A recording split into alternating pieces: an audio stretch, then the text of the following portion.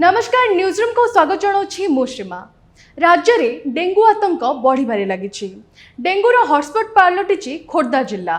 मोट 320 जन पॉजिटिव चिन्हट हो सारे केवल खोर्धा जिलूर एवं भुवनेश्वर 100 टपी सारे डेंगू पॉजिटिव लोकों संख्या। गतकाली 3 जन डेंगू पॉजिटिव चिन्हट होती। आज सुधा सहर मोट 115 आक्रांत चिन्हट होता सूचना मिली। सेहीपरि आक्रांतों मध्यरु 2 जन कैपिटल हॉस्पिटल रे चिकित्सा होतिबा नै हॉस्पिटल निर्देशक सूचना दैछन्ति। दैनिक हॉस्पिटल को 200 रु 300 थंडा ज्वर रोगी आसुछन्ति एवं सेमानंक मध्यरु 1/3 रोगी मध्यरे डेंगू लक्षण रहुतिबा से कहउछन्ति। जनवरी रु जुलाई 15 मध्यरे खोर्धा जिल्लारु प्राय 320 जन आक्रांत चिन्हट होइछन्ति। अपरपक्षे टेस्टिंग समय जोगाजोग नंबर और ठिकाना भूल देवा फल शताधिक रोगी को चिन्हट करने संभवपर होना। तेणु एप्रति विशेष भाव ध्यान देवा लगी मंगलवार जनस्वास्थ्य निर्देशक आयोजित एक बैठक में निर्देश देइछन्ति।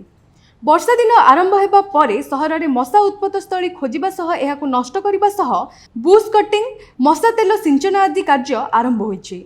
जुलाई 20 रु सहर में फगिंग आरंभ होब बोली अनुष्ठित बैठक में बीएमसी स्वास्थ्य अधिकारी दीपक विषयी कहते डेंगू रक्षा पाइबा पई प्रत्येक 7 दिन में थरे घर आखपाख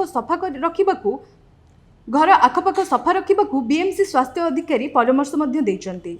विशेषकर सफा पानी जेउठी जमी जगह को सफा करने को कहते। तेबे बाहर आसी भुवनेश्वर चिन्हट होता मामला उभय जिला प्रशासन और बीएमसी लगी चिंतार कारण पलटि बीएमसी जड़े वरिष्ठ अधिकारी कहते। आपण मध्य डेंगू पाई सावधानता अवलंबन करंतु। धन्यवाद। एपरी अधिक न्यूज देखा आम चैनल को लाइक करंतु, शेयर करंतु और सब्सक्राइब करंतु।